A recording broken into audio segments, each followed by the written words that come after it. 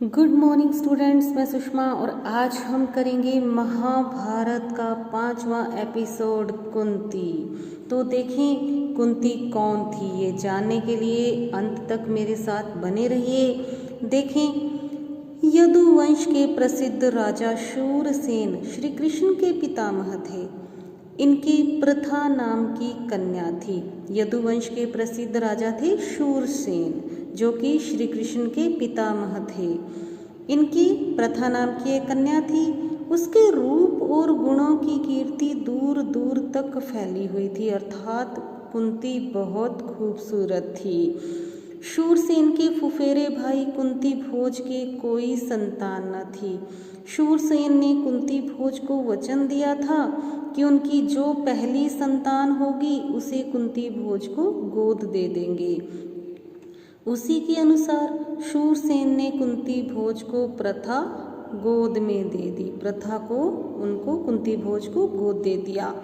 कुंती भोज के यहाँ आने पर प्रथा का नाम क्या पड़ गया? कुंती पड़ गया। तो देखिए आगे क्या हुआ। कुंती के बचपन में ऋषि दुर्वासा एक बार कुंती भोज के यहाँ पधारे। कुंती ने 1 वर्ष तक बड़ी सावधानी व सहनशीलता के साथ उनकी सेवा शुश्रूषा की। उसकी सेवा टहल से दुर्वासा ऋषि प्रसन्न हुए और उसे उपदेश दिया और बोले, कुंती भोज कन्ये अर्थात कुंती, तुम किसी भी देवता का ध्यान करोगी तो वह अपने ही समान एक तेजस्वी पुत्र तुम्हें प्रदान करेगा। तो दुर्वासा ऋषि ने कुंती को क्या आशीर्वाद दिया कि तुम किसी भी देवता का ध्यान करोगी तो वह अपने ही समान एक तेजस्वी पुत्र तुम्हें प्रदान करेगा। इस प्रकार सूर्य के संयोग से कुमारी कुंती ने सूर्य के समान तेजस्वी एवं सुंदर बालक को जन्म दिया। जन्मजात कवच और कुंडलों से शोभित वही बालक आगे चलकर शस्त्रधारियों में श्रेष्ठ कर्ण के नाम से विख्यात हुआ। लेकिन अब क्या हुआ? अब कुंती को लोक निंदा का डर हुआ। लोक निंदा का डर क्यों हुआ? क्योंकि कुंती जो थी वो अविवाहित थी, अभी उसकी शादी नहीं हुई थी, उसका विवाह नहीं हुआ था। तो अब उसे लोक निंदा का डर हुआ। उसने बच्चे को छोड़ देना ही उचित समझा। इसलिए अब कुंती ने क्या किया? बच्चे को एक पेटी में बड़ी सावधानी के साथ बंद करके उसे गंगा की धारा में बहा दिया। बहुत आगे जाकर अब वो गंगा की धारा में बहता बहता वो पेटी, वो संदूक जिसमें वो बच्चा था, एक अधिरथ नाम के एक सारथी की नज़र उस पर पड़ी। उसने पेटी निकाली और खोलकर देखा तो उसमें एक सुंदर बच्चा सोता हुआ मिला।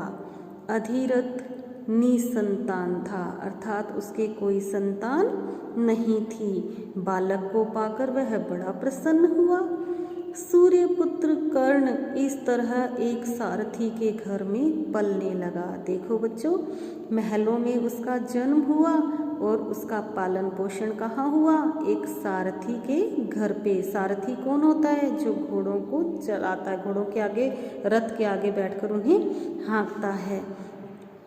इधर कुंती विवाह के योग्य हुई। राजा कुंती भोज ने उसका स्वयंवर रचा। उससे विवाह करने की इच्छा से देश विदेश के अनेक राजकुमार स्वयंवर में आए। हस्तिनापुर के राजा पांडु भी स्वयंवर में शरीक हुए।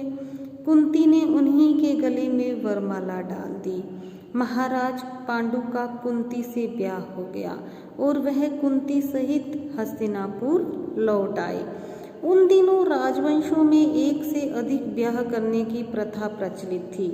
इसी रिवाज के अनुसार पितामह भीष्म की सलाह से महाराज पांडु ने मद्र राज की कन्या माद्री से भी विवाह कर लिया। एक दिन महाराजा पांडु वन में शिकार खेलने गए। वहीं जंगल में हिरण के रूप में एक ऋषि दंपत्ति भी विहार कर रहे थे। हरिण के रूप में। पहले बच्चों इनको एक वरदान प्राप्त होता था, ऋषि मुनियों को भी किसी का भी रूप धारण कर सकते हैं। तो एक ऋषि दंपत्ति अर्थात ऋषि पति पत्नी दोनों हरिण रूप में जंगल में विहार कर रहे थे, घूम रहे थे। पांडु ने अपने तीर से हरिण को मार गिराया। उनको यह पता नहीं था कि ये ऋषि दंपत्ति हैं। ऋषि ने मरते मरते पांडु को शाप दे दिया। शाप क्या दिया? ऋषि के शाप से पांडु को बहुत दुख हुआ।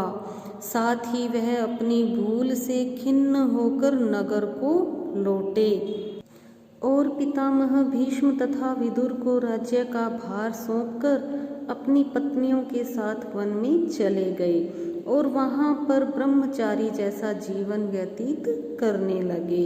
लेकिन ऋषिकेश कुंती ने देखा कि महाराज को संतान लालसा तो है, लेकिन ऋषि के शापवश वह संतानोत्पत्ति नहीं कर सकते, क्योंकि ऋषि ने उन्हें शाप दिया था कि जैसे ही तुम किसी स्त्री से मिलन करोगे तभी तुम्हारी मृत्यु हो जाएगी। अतः उसने विवाह से पूर्व दुर्वासा ऋषि से पाए वरदानों का पांडु से जिक्र किया। उनके अनुरोध से कुंती और माद्री ने देवताओं के अनुग्रह से 5 पांडवों को जन्म दिया। वन में ही 5 पांडवों का जन्म हुआ और वहीं तपस्वियों के संग वे पलने लगे। अपनी दोनों स्त्रियों तथा बेटों के साथ महाराज पांडु कई बरस वन में रहे।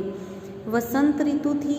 सारा वन आनंद में डूबा हुआ सा प्रतीत हो रहा था। महाराज पांडु माद्री के साथ प्रकृति के इस उद्गारमय सुषमा को निहार रहे थे। सुषमा अर्थात प्राकृतिक सौंदर्य। ऋषि के शाप का असर हो गया। तत्काल उनकी मृत्यु हो गई। माद्री के दुख का पार न रहा। पति की मृत्यु का वह कारण बनी। यही सोचकर पांडु के साथ वह भी मर गई। इस दुर्घटना से कुंती और 5 पांडवों के शोक की सीमा न रही। अब केवल कुंती और 5 पांडव रह गए। पर वन के ऋषि मुनियों ने बहुत समझा बुझाकर उनको शांत किया और उन्हें हस्तिनापुर ले जाकर पितामह भीष्म के सुपुर्द कर दिया, उनको दे दिया। युधिष्ठिर की उम्र उस समय कितने वर्ष थी? 16 वर्ष थी।